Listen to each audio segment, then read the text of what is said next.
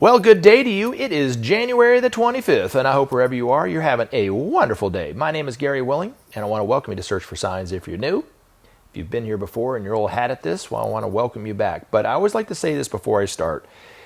If you want to know more about Maitreya and the Masters of Wisdom, check out those links in the description portion of these videos because they take you to websites that give you wonderful background information about what we talk about in some way. So they're there for you to look into this information to see if there's any truth to it. And they're there for you if and whenever you want to do that. You want to join the discussion? You can post comments. You can post your question in the comments section. Email me at searchforsigns@mail.com. You can also reach out to me through Facebook. And I've had some people here recently, especially, send me links to various articles about technological advances, to some of the priorities of Maitreya, perhaps, that are starting to be looked at by world leaders in some way, or UFO sightings. Could be anything. And I really do want to thank those people who have done that too. And that's another way of joining the discussion too. But don't send your links via a comment because those go into the spam folder.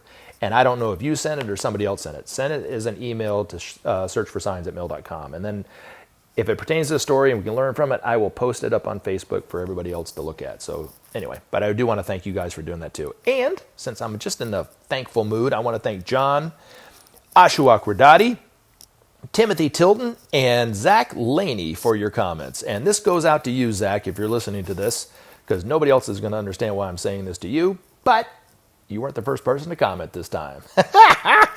And you know what I mean if you're listening, Zach. Now, Ashuakradati, what did you have to say? You said, "I have earned your laugh. You are funny. The magic worked for you." Well, thank you very much for that. You're kind for that. And I'm going to put a little Search for Signs heart next to that one.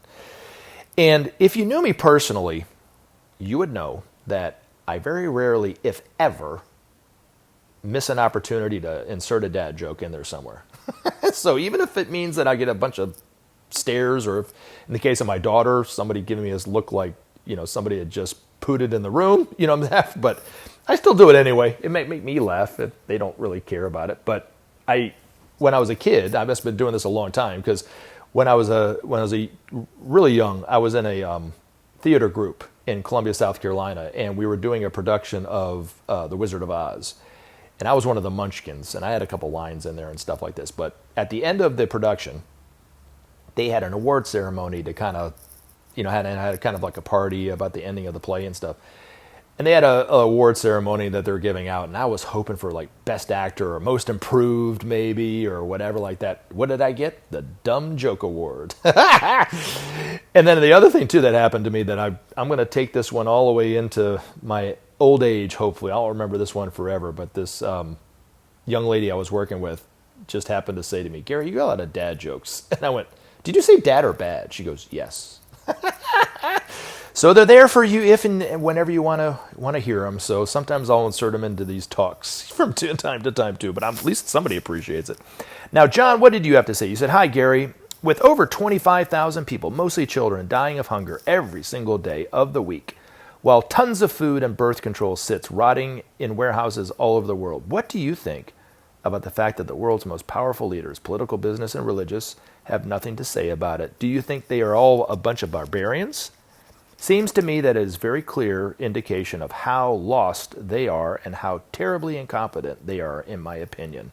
It's a crime against humanity that we are all guilty of. What do you think?" Well, for the most part, what you're saying is pretty accurate, John. 25,000 people a day die of hunger, or more, right? And what that figure doesn't even figure into are the other people who are dying of lack of clean drinking water, which I've heard is even more than that. But I don't know. I mean, it's still a pretty staggering number, And I remember looking this up when COVID came on the scene, because everyone was always focused on the deaths, right, of how many people were dying of COVID every day. And it never even came close to how many people were dying of hunger. And I even started looking at some of the other major illnesses, cancer, heart disease, those kind of things. None of them came even remotely close to how many people are dying of hunger every day. And I remember back in September 11th, 2001, right, when all that went down. And the tragedy of that day, right, when 3,000 people died at the World Trade Center, right, the whole world, countries that we despised, or they despised us, right, opened their arms in sympathy for what happened. over 3,000 people dying. And it was horrible, right? I'm not taking away the horror of that day, but it was 3,000 people. And I remember cynically thinking to myself, almost 10 times the amount of people died of hunger that same day, and not one person said anything about it. Not one.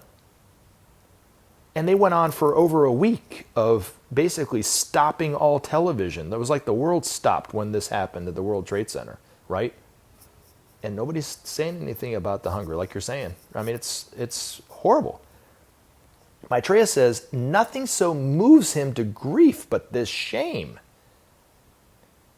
But he also said that he will be the voice for those people who have no voice. These people who, like you're saying, who are dying without anybody caring, have no voice. The other thing, too, that I've been thinking about in relation to what you're saying kind of is, and I talked about this a few videos back. My daughter has cynically said some things over the years about some historical figures, especially early American historical figures, and people such as like Christopher Columbus and stuff that, growing up, we kind of looked up to and idolized and thought they were pretty decent people, right? Well, she's kind of had this jab sometimes at them. Well, George Washington owned slaves, which is true. It's horrible that he did, right? But he did.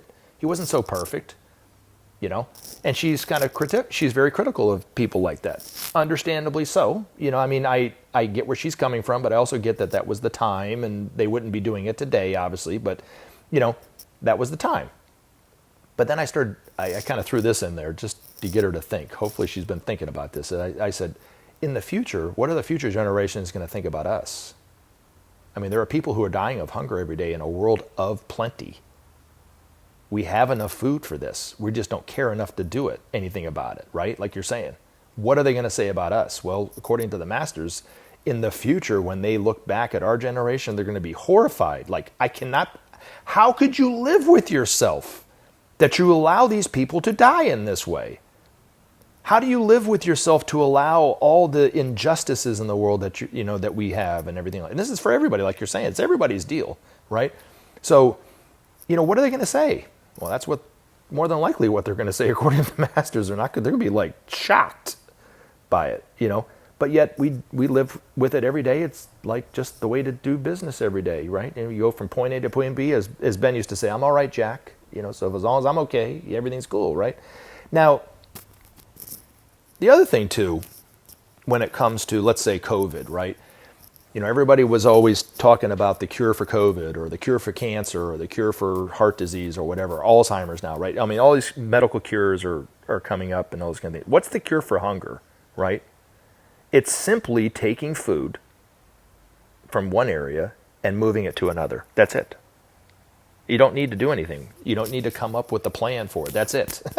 That's how simple it is, right? We already have the food, even. We already have the trucks and the trains and the boats to get it over to the other parts of the world. We just have to have the will to be able to do it. But to kind of leave it on a high note, Federico Lorca, if you don't know who he is, he was a Spanish poet, and he had this poem entitled The Greatest Spiritual Explosion. And I don't have the quote in front of me, so I'll have to paraphrase. He goes, but he said we cannot imagine the explosion of joy that will come for everyone in this world when the last person who is hungry is fed, and we've cured hunger. Maitreya says the only way it will happen is through the principle of sharing. That's the only way. And I think the only way it will start is when all of humanity sees that our very existence on this planet is dependent upon whether we create justice. And justice is every person's needs being taken care of. Food, clothing, shelter, healthcare, and education as a right. And that can only happen through the principle of sharing. But when we see that our future depends on it, that's when we'll do something about it. And the article I'm going to read from Benjamin Crumb's master talks a bit about this and the process that's going to happen and the awakening of humanity once Maitreya starts to really articulate the problems in the world as only the world teacher can. That's what's going to happen. It's entitled Maitreya Hastens to Emerge. And these articles that I'm reading to you guys from time to time, I always like to say this, it's better for every one of you to read these articles for yourself, and you can read them for free. All you have to do is go to the Share International site and check them out, okay? And you can't get a better understanding of the ideas of these masters, how they'll be teaching humanity in the future, the priorities of Maitreya, even who and what Maitreya means for humanity. You can't get it anywhere better than reading these articles coming from Benjamin Creme's master. I can't stress that enough. And it's better to read it yourself than to hear me read it. But I always read it just to kind of get you interested, because I always muck up something when I'm reading it, because that's just kind of the way I am. I'm kind of dyslexic. But anyway, Maitreya hastens to emerge as this article written by Benjamin Creme's master. Many today would be amazed by the prospect which we, your elder brothers, see for man. Despite the hazards and the tensions, the crises and alarms, we know that men will rise above them and create the new time. We know that the time of testing is all but over, that a watershed has been surmounted, and that man stands at the threshold of discoveries beyond his imagining. We see indeed the problems which men face. We know the apprehension which kills the joy in many human hearts. We share the pain and agony of countless millions living and dying in despair. We know that despite the dangers and injustice, the spirit of hope is ever ready to rise and inspire the loftiest deeds. For it is the divine in man and is unquenchable. Quote, "The deepest dark is just before the dawn," unquote, goes the old adage. And thus it is today for men. Amid the chaos and fear, the perplexity and pain, we see the resolution and the end of conflict, the glow of light, which will awaken men to the promise of the future. All works under law, and a new state of equilibrium is being created by us. Appearances notwithstanding, a new rhythm asserts itself and will bring into balance this discordant world. Maitreya himself wields this mighty law and brings its cosmic origin to the affairs of men. Thus will new hope arise in men, and thus will they take the steps to reshape their future in accordance with the plan. Maitreya's foot is at the threshold. His hand prepares to knock. Listen carefully, that you miss him not. He comes to fulfill the law, to serve the plan, to teach mankind, to lead his brothers into their destined future. He comes to see enacted his promise to men made long ago, to redeem them by his love and awaken them to their divinity. When you see Maitreya, do not be confused by his initial reverence. He must earn the trust of those he would aid. In due course, he will speak as speak he must to awaken the consciousness of men. Then will he inspire the action to remove the barriers now separating men, so condemning millions to starve and die in misery. Action. Thus will it be, and thus will men awaken at last to the plight of their brothers and sisters, who too have called Maitreya to their side. Maitreya hastens